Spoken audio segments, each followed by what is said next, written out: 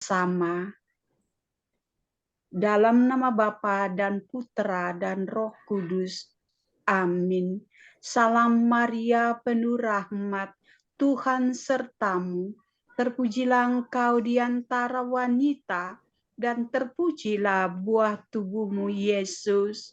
Santa Maria, Bunda Allah, doakanlah kami yang berdosa ini, sekarang dan waktu kami mati. Amin. Dalam nama Bapa dan Putra dan Roh Kudus. Amin. Waktu dan tempat kami persilakan Romo Galuh. Oke, baik. Terima kasih sekali lagi Ibu, Bapak, Suster, mungkin ada frater yang ikut atas kesempatan yang diberikan. Sebenarnya ini bukan pengajaran, tetapi ini adalah sharing saya tentang event yang baru saja saya dan juga 220 orang lain, grup teman-teman lain dari Jepang yang mengikuti acara ini. Jadi kami dari Jepang itu ada 221, 3 uskup, 22 imam, kemudian ada 5 suster, 7 frater, dan sisanya anak-anak muda dari seluruh Jepang. Memang nggak begitu banyak sih mungkin dibandingkan Indonesia, tetapi ya lumayan lah. Nah, saya ingin perlihatkan sedikit Ibu ya. Dengaran nggak suaranya? Dengaran ya?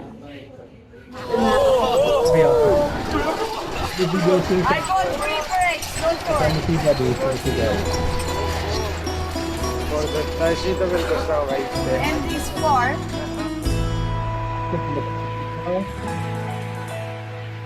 From far and wide together in this place, we spread our wings, and here we are.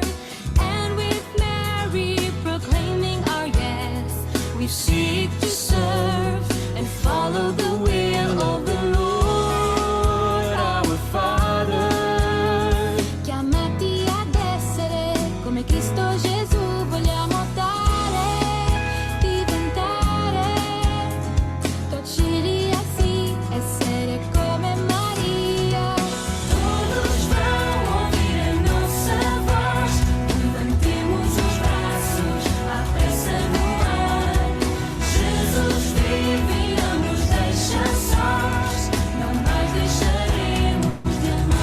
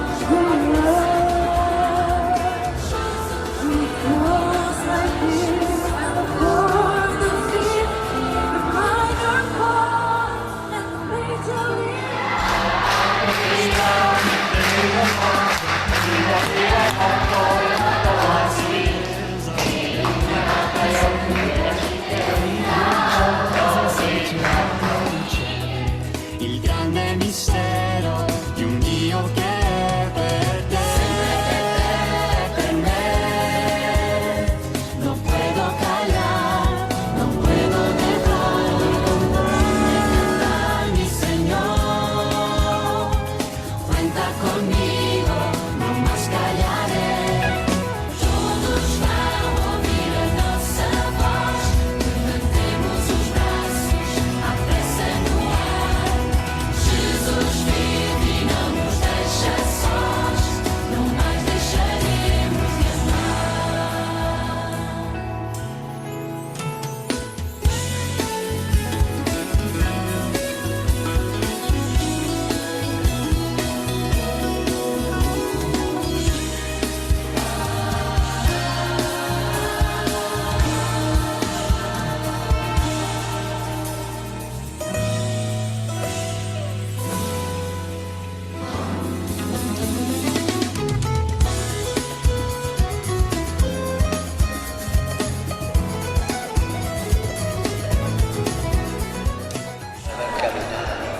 Gracias por estar aquí. Pienso que también la Virgen María tuvo que viajar para ver a Isabel. Sur sa mission, si jeune Marie quitte promptement sa maison et part dans des montagnes voir Élisabeth et tout immédiatement salutation, communion, le fruit est béni, c'est mon Seigneur. I want to hear you trust in my word, and happiness is yours. Todos vão ouvir a nossa voz, levantemos os braços, a pressa no ar. Jesus vive e não nos deixa sós, não mais deixaremos de amar. Todos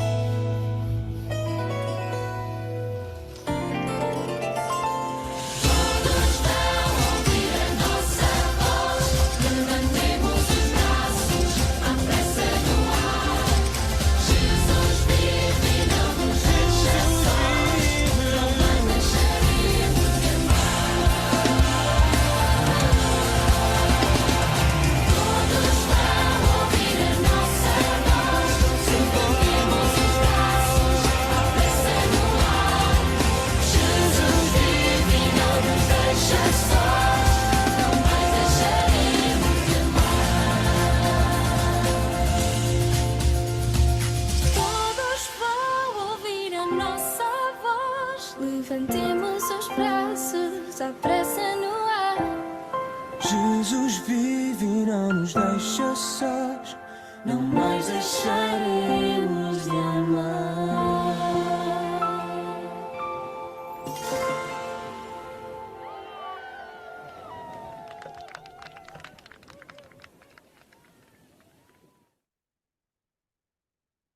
Oke, terima kasih. Itu ada itu video yang ini kami ada kelihatan kan kami ini ada berenam di sini. Terus Romo yang dipakai yang berdua di tengah itu Romo, saya dan juga Romo Will. Kemudian dua cewek sebelah kiri dan cewek di sebelah kanan itu adalah keempat OMK yang berasal dari paroki kami yang pergi bersama ke Portugal. Jadi ini adalah hari di mana kami diutus oleh paroki untuk mengikuti event ini. Saya ingin perlihatkan ini. Apa sih World Youth Day itu atau Hari Anak Muda Sedunia? Ini adalah event gereja kita yang sudah berlangsung sejak tahun 80. Ketika itu Paus Yohanes Paulus II memulai gerakan ini atau kegiatan ini, dan ketika itu pertama kali diadakan di Roma. Kemudian berlangsung terus sampai sekarang dan diikuti oleh 180 negara. Kali ini kemarin di Portugal itu sekitar yang terdaftar 1,5 juta anak muda dari seluruh dunia, tetapi sepertinya yang tidak mendaftar itu berarti mereka yang tidak mendaftar berarti mencari akomodasi sendiri, mencari makanan sendiri, hanya mengikuti misa, tapi itu pun misanya di luar, tidak bisa masuk ke dalam arena. Jadi sepertinya kurang lebih diperkirakan hampir 3 juta OMK dari seluruh dunia berkumpul ketika itu dengan tema Maria bergegas untuk menemui Elizabeth. Saya akan lewatkan ini karena ini adalah kuis. Nah, apa selama ziarah itu ada 2 minggu sebenarnya. Apa-apa aja sih yang kita lakukan? Yang pertama itu kita tinggal di rumah umat di daerah Coimbra namanya, di Keuskupan Coimbra. Coimbra ini menjadi keuskupan yang spesial karena disinilah tempat Santo Antonius Padua bekerja. Jadi kami mengikuti misa di tempat di mana Santo Antonius Padua, yang biasanya kita kenal Santo Antonius Padua, bekerja, mengikuti misa bahkan di kamarnya sekalipun, dan sekarang udah menjadi kapel. Jadi kami 5 hari di sana, berjumpa dengan masyarakat lokal, tinggal di rumah mereka, meskipun susah berkomunikasi, tetapi bisa saling mencoba untuk mengerti satu sama lain. Kemudian setelah dari situ, kami beranjak menuju ke Fatima. Setelah dari Fatima, tapi di Fatima kami cuma 3 jam, 4 jam, hanya berdoa bersama. Kemudian setelah itu kami menuju ke Lisbon. Disinilah puncak acaranya. Tetapi sebelum puncak acara itu kami ada acara katekese buat pemuda, buat anak OMK selama 3 hari. Jadi di sini jadi ini dibagi berdasarkan negara. Kalau kemarin yang di Coimbra itu, di keuskupan sebelumnya, live in, tinggal bersama keluarga, itu umumnya bahasa Inggris atau bahasa Spanyol. Terus kemudian ketika kami di Lisbon ini katekese, kami hanya orang Jepang aja, sama anak-anak mudika OMK Jepang aja berkumpul. Kemudian kami saling bercerita, sharing, dan juga mendapatkan materi pendalaman iman dari ketiga uskup yang hadir bersama kami ketika itu. Kemudian setelah itu kita bersiap-siap menuju ke event utama. Event utamanya itu adalah misa bersama Paus. Nah, ini sekedar gambar tentang kegiatan yang kami lakukan ketika berada di keuskupan Coimbra. Jadi kami berkumpul kurang lebih sekitar 2.000 atau 3.000 pemuda yang ada di keuskupan ini. Kemudian kami disebar ke rumah-rumah dan mulai malam untuk tidur aja, untuk tidur. Kalau pagi sampai sore kita ada kegiatan, berbagai macam kegiatan bersama, doa bersama. Tetapi pada kenyataannya memang nggak semuanya sehat ya. Ada yang jatuh sakit, bahkan boleh dibilang kelompok dari Jepang itu hampir 20%, hampir 1/5 jatuh sakit. Jadi yang sakit-sakit ini pun juga dibagi-bagi ke beberapa tempat. Nah, ini salah seorang mudika dari paroki saya yang berada di tengah ini, namanya Rumi, yang meluk dengan suster ini. Dia sakit sejak berangkat dari Jepang sampai tiba di sana, kemudian sempat dibawa ke rumah sakit sekitar 4 hari, 5 hari, tetapi dia memilih untuk dirawat di susteran. Ini adalah suster-suster ini yang ada di foto. Suster-suster orang Portugal. Mereka nggak bisa berbahasa Inggris, tetapi kata ini mereka sangat baik, sangat ramah. Meskipun tidak bisa berkata-kata, nggak bisa berkomunikasi, tetapi mereka bisa sedekat itu loh, bisa pelukan sama-sama, bisa menghabiskan waktu sama-sama di meja makan, meskipun kadang-kadang katanya nggak nyambung pembicaraannya. Oke. Berikutnya adalah ini adalah Youth Festival Anak Muda yang berada di keuskupan. Jadi saya dan anak-anak muda yang dari Jepang itu merasakan bagaimana anak-anak muda dari seluruh dunia itu memiliki kesatuan, ada iman yang mempersatukan mereka. Meskipun kita terhambat atau terhalang oleh kendala bahasa, tetapi itu tidak melumpuhkan semangat mereka untuk bisa bertemu, berkenalan satu sama lain. Berikut ini adalah ke Fatima. Di sini tempat di mana Bunda Maria menampakkan diri kepada ketiga anak-anak kecil ketika itu. Dan kami juga mendapatkan kesempatan untuk masuk ke dalam basilika Fatima ini. Meskipun tidak lama karena cuma 3 atau 4 jam itu kami diberikan waktu. Oke, setelah itu adalah perjalanan dari Keuskupan Coimbra. Kami mampir di Fatima, sekarang kami tiba di Lisbon, di ibu kota Portugal. Nah, di sini kami mulai seluruh partisipan, seluruh peserta Hari Anak Muda Sedunia ini berkumpul di ibu kota negara Portugal, Lisbon, untuk mengikuti event-event utama. Nah, ini yang tadi saya katakan adalah kegiatan katekese. Jadi kami disebar di setiap paroki. Jadi di paroki ini hanya Jepang. Jepang itu pagi, kemudian kalau nggak salah malam itu ada dari Swedia yang menggunakan bangunan ini, paroki ini, tempat kami berkumpul. Jadi di sini anak-anak muda saling meneguhkan satu sama lain, terus mereka mengenal kembali apa sih inti kepercayaan iman mereka. Dan kami sebagai imam-imam hanya bertugas sebagai pendamping mereka. Kemudian di akhir acara ini kami diminta untuk untuk membantu sakramen pengakuan dosa. Saya agak khawatir sebenarnya ketika itu, karena saya pikir orang Jepang ini, ya bukan hanya orang Jepang sih, orang Indonesia juga mungkin kali ya, kalau dibilang mengaku dosa kayaknya ya udah deh, nanti deh Romo deh, nanti kalau ada pas waktu yang pas gitu. Tetapi saya kaget karena anak-anak muda ini semangat bahkan.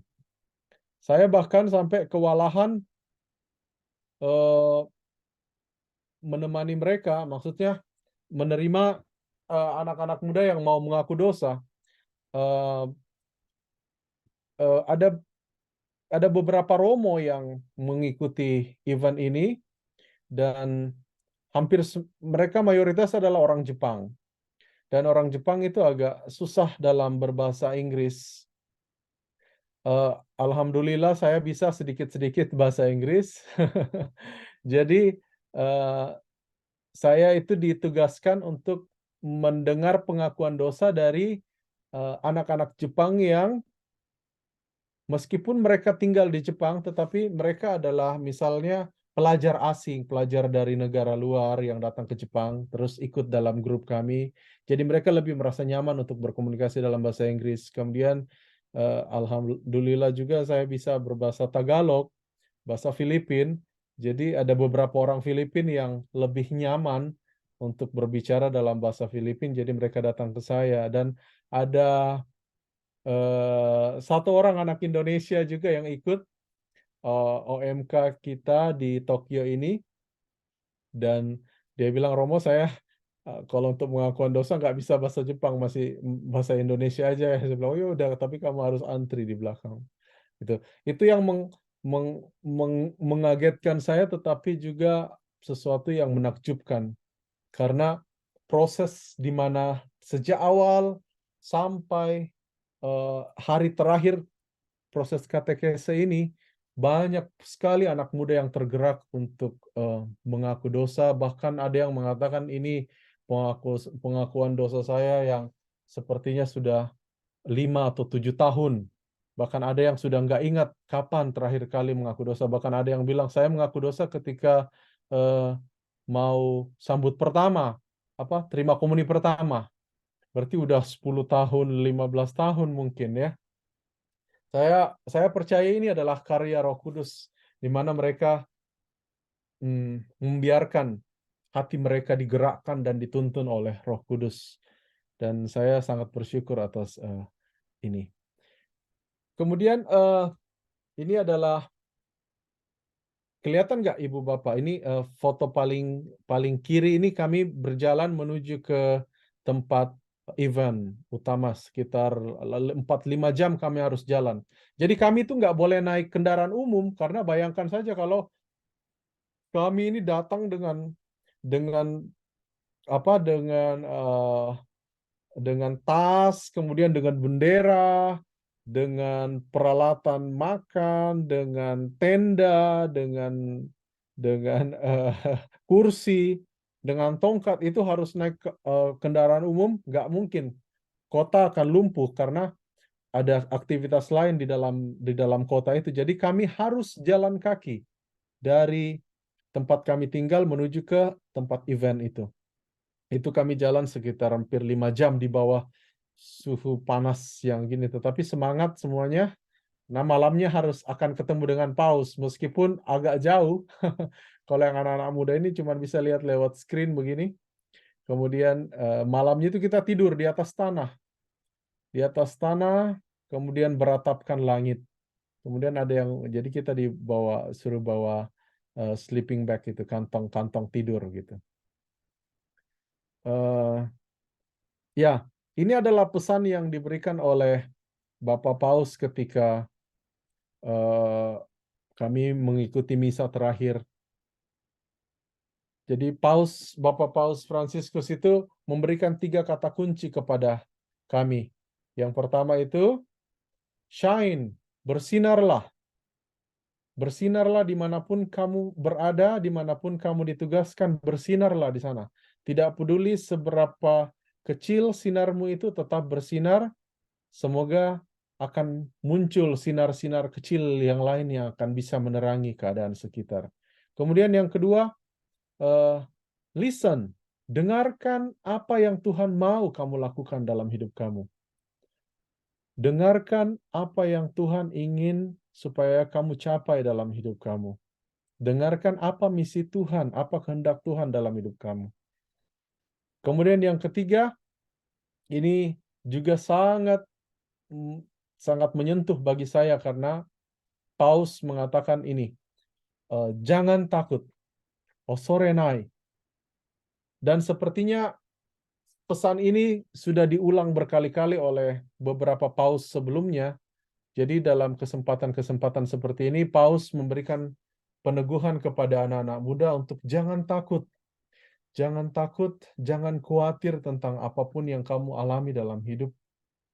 Memang akan ada tantangan, akan ada salib yang berat, tetapi jangan takut, karena kamu tidak akan berjalan sendiri. Dan ini sangat menyentuh saya karena saya sedang berada dalam posisi ketika itu masih ragu-ragu tentang apa yang harus saya lakukan. Ada sesuatu yang saya gumuli ketika itu, dan ketika mendengar ini saya mendapatkan peneguhan. Kemudian itu setelah misa selesai dengan Paus, kami kembali akhirnya ke Portos 2 hari. 2 hari itu kami refleksi kembali. Jadi perjalanan 2 minggu, apa sih yang kamu sudah pelajari, apa sih yang kamu dapatkan, pengalaman apa yang berkesan, apa yang sangat menyentuh bagi kamu. Jadi selama 2 hari itu kami berkumpul bersama di satu hotel. Tahu nggak Ibu Bapak, saudari-saudariku terkasih, hotel ini hotel ini tempat ini ada uskup-uskup, terus kami imam-imam di sini yang sebelah kiri ini hotel.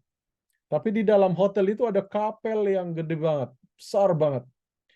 Tapi cek per cek, ternyata bangunan ini dulunya bukanlah hotel, bangunan ini adalah seminari pada dulunya, sebelumnya. Jadi udah nggak ada seminarisnya, udah nggak ada frater-fraternya, udah habis, nggak tahu bangunannya mau dibikin apa. Akhirnya dijadiin hotel. Jadi kami ketika masuk itu pertama kali, loh kok ada kapel megah gitu kan. Tapi di sampingnya tertulis hotel. Kok bisa kayak gini ya hotel? Terus setelah itu kita tahu, oh ternyata ini dulu adalah seminari tinggi. Seminari tinggi di Porto. Ini sekitar 3 jam dari Lisbon. Jadi mungkin kalau di Indonesia, Jakarta Bandung itu berapa jam ya? 3 jam mungkin kali ya. Ada. Iya, 3 Nah, jam. jadi bayangkan aja seminari di Bandung itu kosong, nggak ada lagi frater-fraternya, dijadiin hotel itu seminarinya.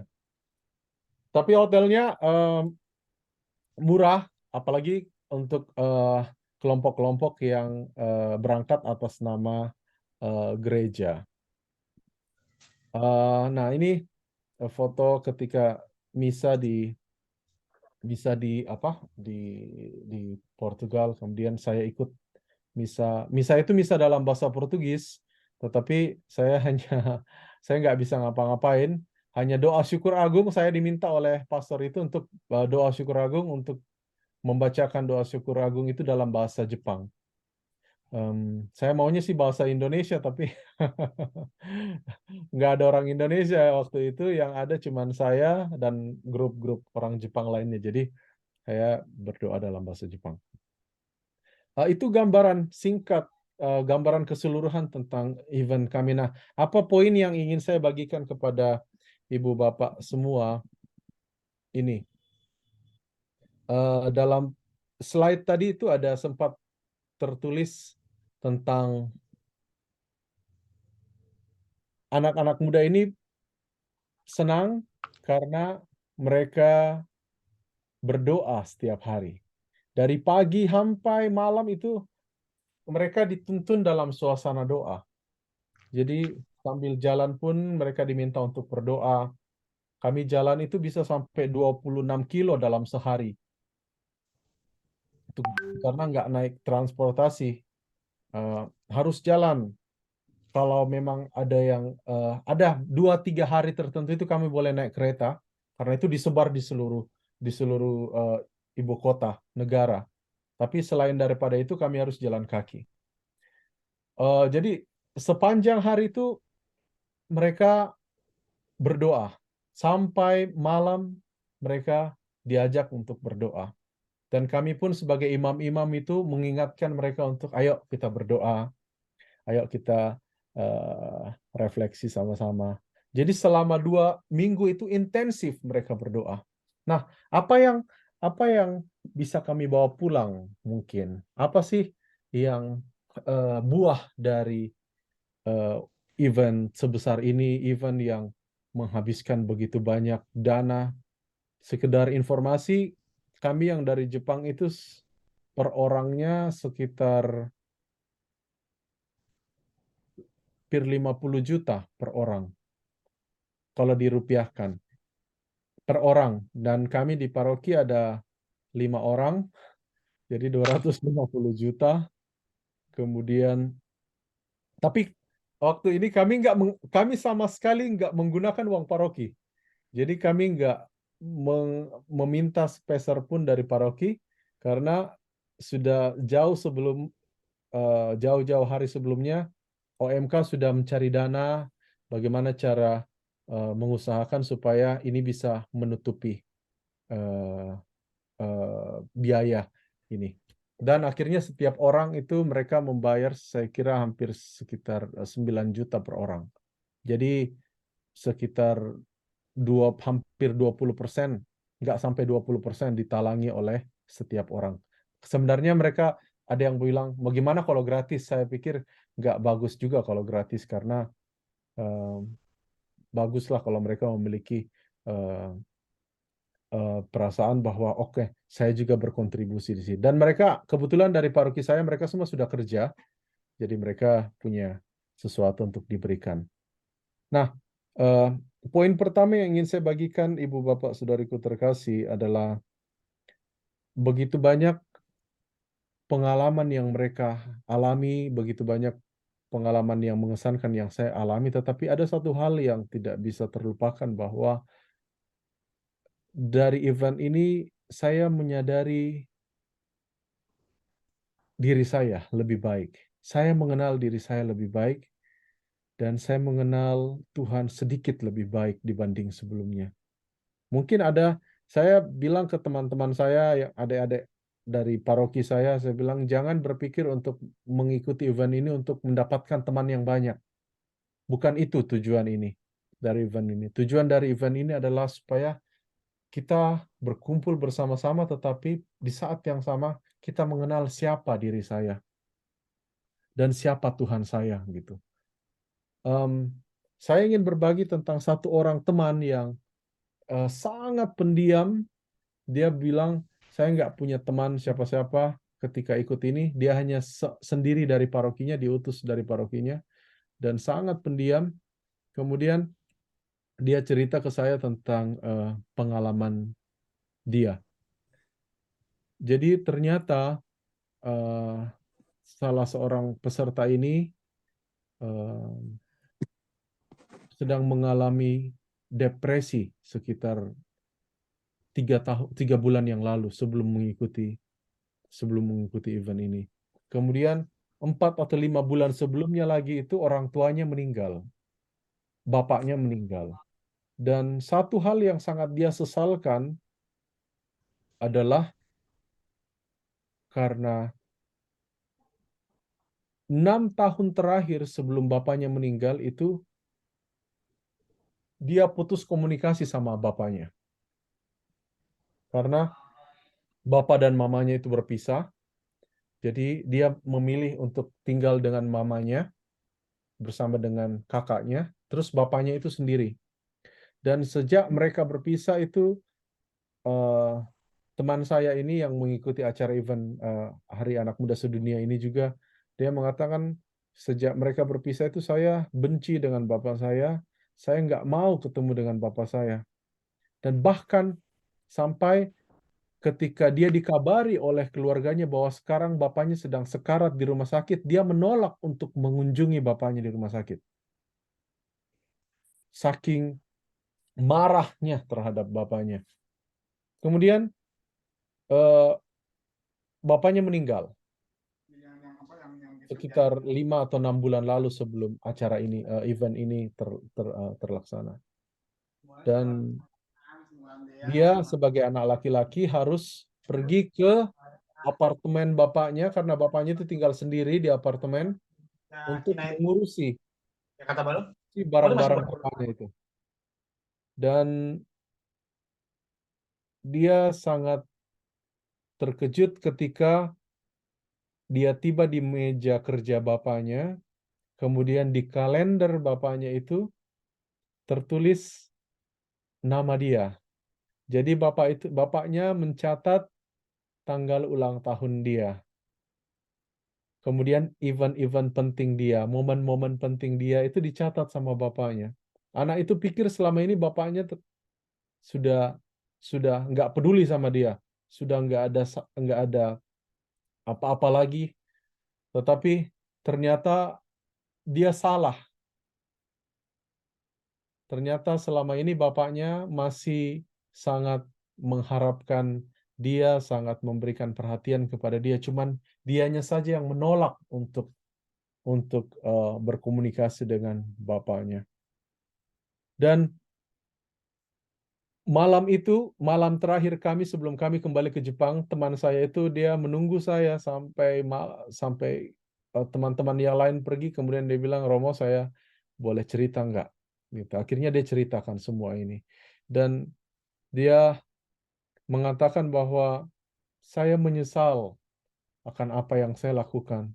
Tetapi saya bahagia karena Tuhan menyadarkan saya tentang apa yang seharusnya tidak boleh saya lakukan kepada orang tua saya.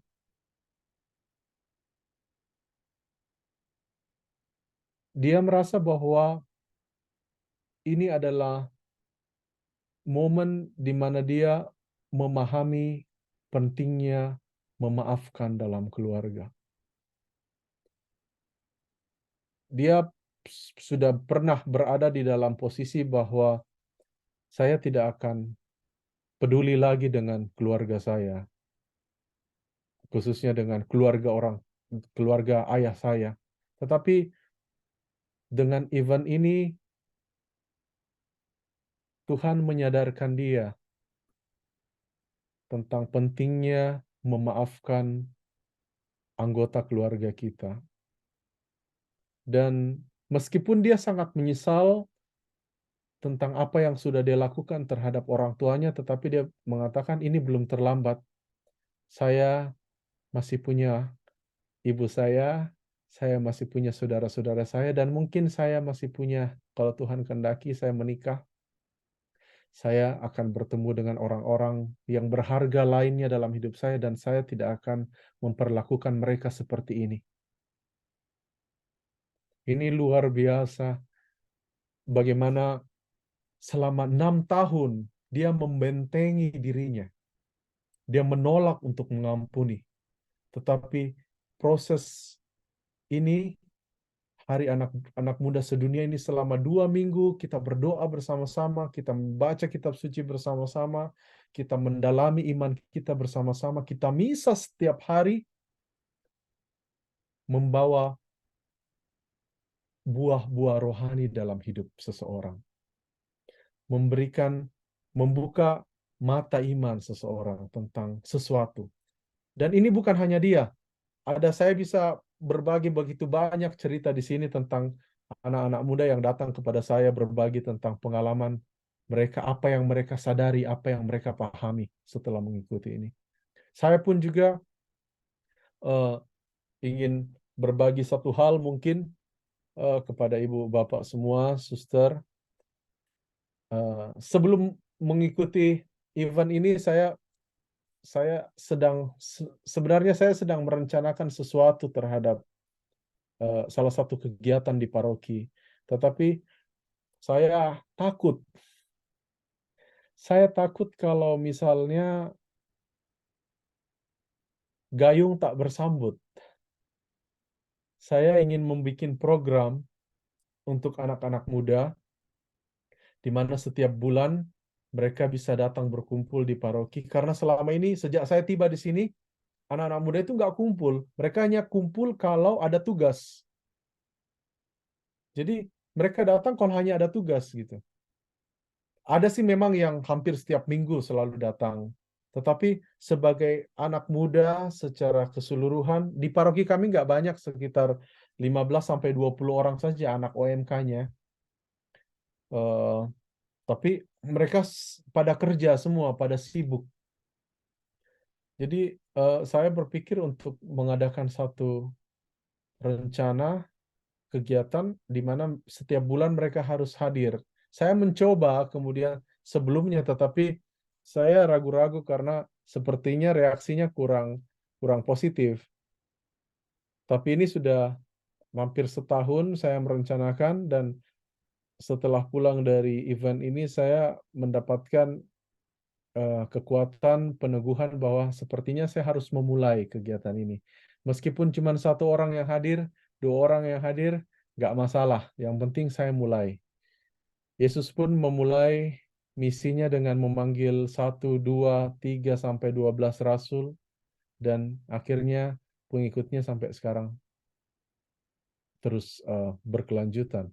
Jadi saya pikir event ini juga mengajak saya untuk jangan takut untuk memulai sesuatu. Dan saya tidak memulai ini untuk diri saya sendiri, saya memulai ini untuk anak muda di sini, untuk kemuliaan Tuhan, dan saya percaya Tuhan akan menuntun saya, akan mengirimkan orang-orang baik kepada saya untuk membantu saya.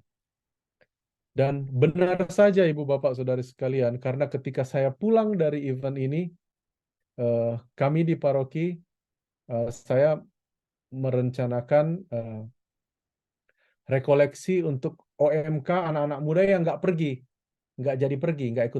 bisa pergi. Jadi mereka itu ikut rekoleksi,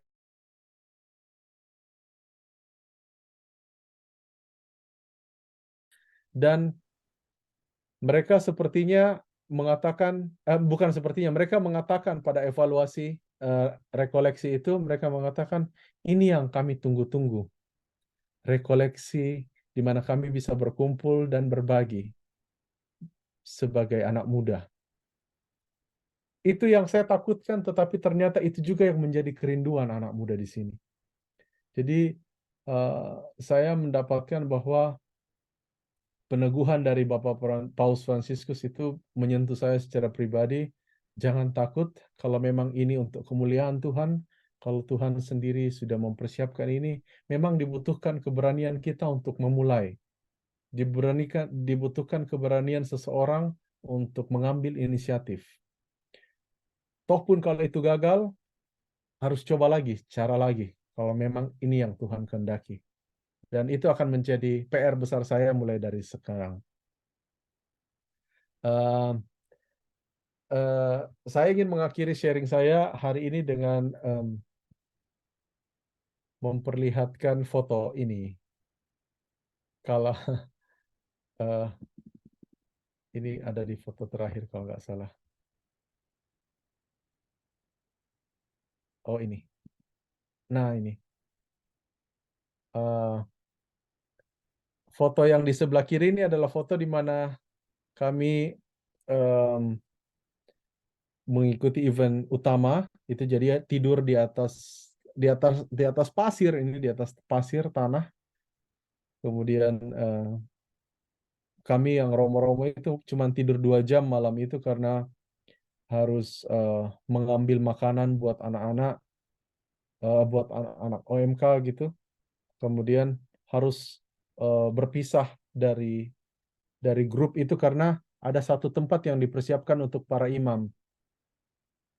Jadi kami harus menuju ke tempat itu 2:30 pagi. Karena harus mengambil kasulah, jubah dulu. Jadi itu antri. Dan ini sangat melelahkan, tetapi ketika melihat foto-foto, sepertinya mereka, anak-anak muda ini nggak ada capeknya. Mereka semangat. Ini yang sebelah kiri ini setelah jalan sudah berapa puluh kilo di bawah terik matahari, kepanasan, tapi mereka masih semangat.